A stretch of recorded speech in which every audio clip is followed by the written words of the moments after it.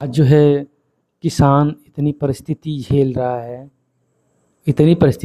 है कि वो ही जानता है कि मेरे साथ क्या हो रहा है। वो खेती करता है, लेकिन उसको अब जो है जो अगर हमारे बताइए कि किसानों का अगर मुआवजा नहीं मिलेगा, उनका जो है लागत मूल्य अगर नहीं मिलेगा, फिर वो खेती करने से क्या फ़ायदा उन लोगों को। आज जो है किसान खेती जो है कर रहे हैं, लेकिन आगे सोच रहे हैं कि क्या करूं, करना नहीं चाहते हैं, लेकिन मजबूरी में कर रहे हैं पेट के लिए।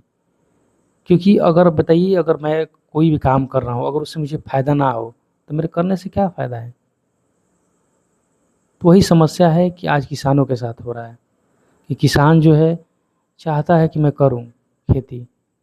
खेती केवल अपने लिए नहीं करता है, वो बेचता है तो फिर बाहर भी जाता है।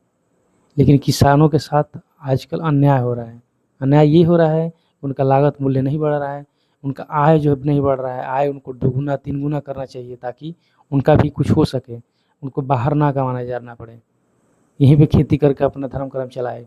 और जिसके पास खेत नहीं है, ये भी मैं कह रहा हूँ, जिसके पास अगर खेत नहीं है, उनको जो है सरकार मुआवजा दे, भाई उनका भी धर्म कर्म तब तक चले यहाँ पे।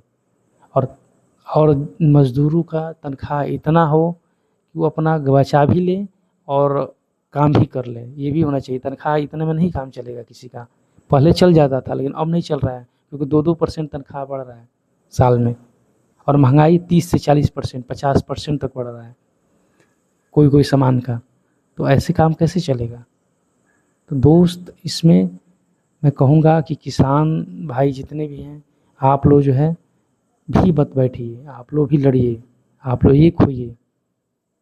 युवा अगर उस दिशा में जा रहा है, आपके लिए लड़ाई कर रहा है, तो फिर उनका साथ दीजिए।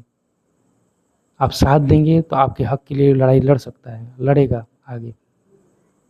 आप अगर साथ देंगे तभी वो मजबूती से लड़ सकेगा, अकेले कैसे लड़ेगा वो बिना आपके साथ का। आप साथ देंगे तभी लड़ पाएगा। जब पंजाब में क्या हुआ, धरना प्रदर्शन हुआ, लेकिन क्या हुआ कि कुछ किसान वहाँ पे धरना प्रदर्शन कर रहे थे, लेकिन कुछ किसान यहाँ पे विश्वास नहीं कर रहे थे। वो लोग बोल रहे थे कि वो गलत है, गलत लोग उसमें मिले हुए हैं। अरे भाई ठीक है, अगर वो गलत लोग मिले हैं तो उनका जो मुद्दा है वो गलत नहीं है ना। कम से कम आप लोगों को कम से कम मिल के ये बोलना चाहिए था वहाँ पे, नहीं। वह ठीक है, मैं किसान उसमें दो चार गलत हो गए, ठीक है मानता हूँ, लेकिन मुद्दा तो गलत नहीं है ना। उस मुद्दे पर तो लड़ाई लड़ना है। तो अगर आप सरकार जो है मुद्दा ठीक नहीं कर रही है, फिर तो सरकार गलत है। मतलब ये जो है साहब किसान को ही गलत ठहरा दिए। मुद्दा तो गलत नहीं है ना कम से कम। जैसे अग्निवीर था, क्या अग्निवीर जो विरोध प्रदर्शन कर रहे थे युवा, तो क्या ठीक है युवा उसमें गलत है, क्या है, ये लोग तो गलत हमेशा जो है साबित करते रहते हैं सबको। ये खुद ठीक है, ये वही हाल है कि ये लोग सदाचारी हैं और संत हैं। ये सरकार बस अपने को मानती है, लेकिन है नहीं। ये तो पता चलता है इन लोगों को देखने से ही कि कितना संत है ये लोग, और सब कर्म कांड कर रहे हैं अंदर अंदर। तो ये जो है आप लोगों को जो है देखना होगा। नहीं तो ऐसे जो है ना, वो क्या कहते हैं, आप लोग जागरूक नहीं होंगे तो ये लोग तो शोषण करेंगे ही। देखिए एक बात बताऊँ, पैसा ही लोगों को, अगर पैसा आपके पास नहीं रहेगा तो आपको गुलाम की तरह ज़िंदगी जीना पड़ेगा। और जो पैसे वाले हैं आपको गुलाम की तरह नचाएंगे, ये मानिए, आप मानिए। ये आप जो है इन लोगों को बढ़ावा मत दीजिए, जैसे बढ़ावा देंगे ये आपको गुलाम की तरह नचाएंगे। क्योंकि इनके पास पैसा है, वो जो चाहेंगे वो कर सकते हैं। जिसके पास पैसा है वो कुछ भी कर सकता है, तो कुछ भी अगर कर सकता है तो इसको जो तोड़िए कि कुछ भी नहीं कर सकता पैसे से। ये आपको तोड़ना होगा, नहीं, आप पैसे से सब कुछ नहीं कर सकते। अगर पैसे से सब कुछ कर सकते हैं तो इस सबके पास पैसा होना चाहिए। भाई सब कुछ सब करें, क्यों एक आदमी करेगा एक आदमी नहीं करेगा, क्यों किसी का वो क्या कहते, जैसे संविधान बनाया सबके लिए बराबर, वैसे ही सब बराबर है। ये नहीं कि अकेले वो ऐश करेगा और जनता का पैसा किसका पैसा होता है। जो अब भाई सरकार बनी है, सरकार के पास किसका पैसा, आम जनता के पास से ही जाता है पैसा। बिजनेसमैन का पैसा जो है किसके पास से जाता है, आम आदमी के पास से ही जाता है। सामान खरीदते हैं, टैक्स उसका पेड करते हैं तो उसके पास जाता है। कैसे कह देगा, कैसे वो जो है ऐश कर सकता है इस पैसे से, कैसे गलत कर सकता है, ये आपको आवाज़ उठाना चाहिए। जितने जितने भी सेलिब्रिटी हैं, इनको भी, ये भी जो है आपका ही पैसा है। आपके पैसा, आपके जो पैसा है उसको जो ये नाजायज़ फ़ायदा उठा रहे हैं। तो आप खड़ा होइए, आपको बोलना होगा कि नहीं, मेरे पैसे का आप नाजायज़ फ़ायदा नहीं उठा सकते। आप फ़ायदा उठाइए लेकिन नाजायज़ फ़ायदा नहीं उठा सकते आप। आपका बोलने का हक है इसमें। और हमेशा युद्ध के लिए तैयार रहिए और लड़ाई लड़ने के लिए लोगों से डरिए मत कि एफआईआर कर देंगे, कि जेल कर देंगे। डरिए मत आप। अगर ज़्यादा डरेंगे तो ये लोग डराते रहेंगे। वही है कि एक बार जो है साइलेंस तरीक़ा से अगर कोई अच्छा सनातनी पार्टी को वोट दे देंगे, जीत जाएगा, तो इन लोगों को पता चलेगा उस दिन, किसी को नहीं छोड़ेगा उस दिन वो पार्टी। कि क्या समझ रहे हैं ये लोग कि मतलब जैसे एक बार जीत गए तो क्या ये बपौती हो गया, किसी का कोई किसी का नहीं है। ये सब जनता का ही है। जनता जिताती है, जनता जो भी हारने का काम करती है, हराने का इन लोगों के लिए। तो ये जो है ये पॉइंट जो है समझना होगा हम लोगों को। आज जो है आप जो है इन लोगों के बात सह रहे हैं, लेकिन कल का अगर आप पे कोई अत्याचार करे तो कैसे सहन करेंगे आप? आपको कोई अगर मैं समझ सकता हूँ कि आपका कोई, आपके हिसाब से कोई उम्मीदवार नहीं मिल रहा है, आपके हिसाब से कोई पार्टी नहीं मिल रही, मैं समझ सकता हूँ ये। क्योंकि जो पिछली पार्टी है वो भी ऐसी ही है, ये समझ आप जानते हैं। और ये पार्टी है तो अभी शोषण कर रही है, तो इसलिए परेशानी है, मैं समझ सकता हूँ। नई पार्टी का अभी दिशा बना नहीं है, जिस दिन बनेगा उस दिन बताया जाएगा। लेकिन आप जो है पहले एक होइए, एक होकर लड़ाई लड़िए कि नहीं, मुझे मांग करना है पहले। मुझे कोई अभी चुनाव लड़ना नहीं किसी को भी। ये लो आप तय कर कीजिए कि क्या करना है हमें। हमें जो है पहले एक होना है, इन लोगों से मांग करना है कि मैं जो है इसका लिस्ट तैयार कीजिए। पहले हम लोग मिलें और मिलकर लिस्ट तैयार करें कि हमें जो है ये लिस्ट बनाएंगे और इस लिस्ट के हिसाब से लड़ेंगे उनसे और मांग करेंगे कि मुझे ये चाहिए। क्यों नहीं देंगे आप? नहीं देंगे तो फिर विरोध होगा, विरोध से भी नहीं मानेंगे तो साइलेंस, मतलब साइलेंट तरीक़ा से वोट दिया जाएगा और सत्ता परिवर्तन किया जाएगा। कहते हैं कि जब सब शांति के रास्ता बंद हो जाता है तो युद्ध किया जाता है। तो युद्ध जो है कभी कभी शांत रह के, चुप रह के भी किया जाता है। ऐसा नहीं है कि लड़ाई युद्ध करके ही, कभी कभी चुप रहेंगे तभी युद्ध कहलाता है। सबसे बड़ा युद्ध इसी को कहते हैं दोस्त। तो कहने का मतलब ये है कि आप जो है पहले एकत्रित होइए, एक होइए और इस लड़ाई को लड़ने के लिए आप खड़ा होइए।